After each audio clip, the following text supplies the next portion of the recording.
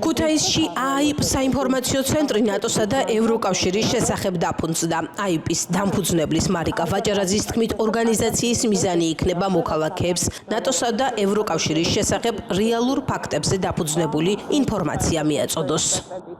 დეზინფორმაციის კამპანიის ფონზე, როდესაც ნატოზე და ევროკავშირზე არაერთ მითს ვისმენთ, ფაქტობრივად ქვეყანაში არ დარჩა ორგანიზაცია, რომელიც ისაუბრებდა ნატოზე, ევროკავშირზე და მოსახლეობას მიაწოდებდა ობიექტურ და მართალ ინფორმაციას.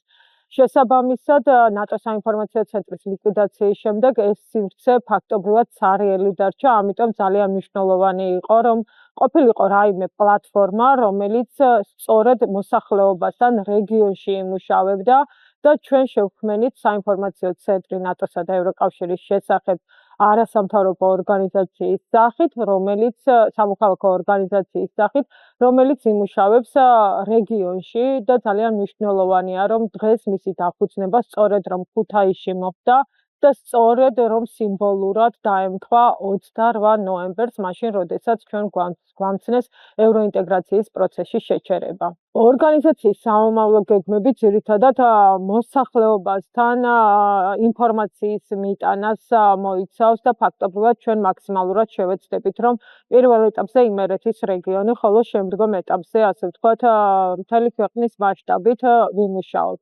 მოსახლეობას მივაწოდოთ ინფორმაცია ამ ორგანიზაციების შესახებ და შევეცდებით გავაზრდოთ ის მითები, რომელიც წლების მანძილზე ბოლო 2 წელია განსაკუთრებით, ასე ვთქვათ, ვრცელდება. ასევე უახლოეს მომავალშიც ვგეგმავთ რამდენიმე მნიშვნელოვან აქტივობას, რა თქმა უნდა, ეს ყველაფერი დაიგეგმება ქუთაისში, განხორციელდება ქუთაისში და ასე ვთქვათ, შემდგომ ეტაპზე უკვე შევეცდებით, რომ დავფაროთ საქართველოს სხვა მუნიციპალიტეტები და რეგიონები.